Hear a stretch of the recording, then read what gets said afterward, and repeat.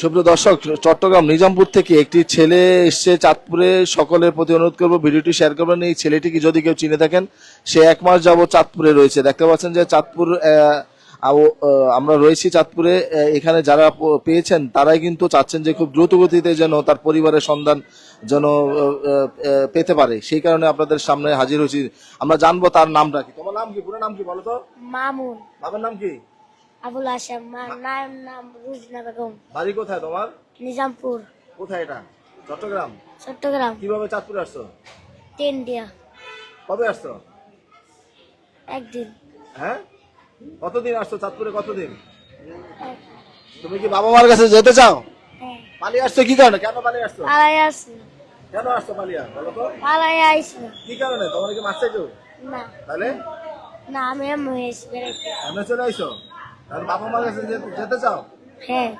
যেতে চাও তুমি? তোমার বাবা মার কোনো নাম্বার আছে, মোবাইল নাম্বার আছে, জানো? না। জানো না, ছিল না? তো সুপ্রিয় দর্শক, যিনি পেয়েছেন তার কাছে আমরা জানবো আসলে কিভাবে পেয়েছেন। বলো তো ভাই, কি ঘটনা, কিভাবে পেয়েছেন? ও হাজী মহসিন রোড মামুর একুরিয়ামে গিয়েছিল মাছ নেওয়ার জন্য। 2টা মাছ এবং একটা কাচের জার নিছে। মামুন ভাই এটা ফ্রি, ওর কাছে টাকা রাখে নাই। তখন সে ওটা নিয়ে বাইরে যাওয়ার সময় রাস্তায় পরে এটা ফালে ভেঙে আসছে। আবার সে ফেরত আসছে, ভাই আমার ওগুলো পড়ে গেছে, আমাকে আরেকটা মাছ দেন। তখন ওই বললো যে তুমি এটা নিয়ে কই যাবা, কোথায় রাখবা? ভাই আমি ট্রেনে রাখবো। তখন এর সন্দেহ হইলো যে তুমি ট্রেনে, তাহলে তোমার বাড়ি কোথায়? বলতেছে আমার বাড়ি চট্টগ্রাম নিজামপুরে। আমি 1 মাস হচ্ছে চাঁদপুরে আসছি, আমি ট্রেনে রাত্রি যাপন করি। তখন মামুন ভাই আবার আমাকে ফোন দিল, ভাই আপনারা তো বিভিন্ন নিয়ে কাজ করেন, বাচ্চাদের সামাজিক কাজ করেন, আপনি একটু আমার কাছে আসবেন। একটা বাচ্চা আমার কাছে আসে, আমি হেফাজতে রাখছি, আপনি আসলে বাচ্চাটা হয়তো কোনোভাবে তাকে প্রচার করা যায় কিনা, তার বাবা মার কাছে ফিরিয়ে দেওয়া যায় কিনা। সেই সুবাদে আমি আবার আমাদের নাজমুল হাসান বাদন দুজন যাইয়া ওর একটা লাইভ করি এবং ওর বিভিন্ন প্রশ্ন করি।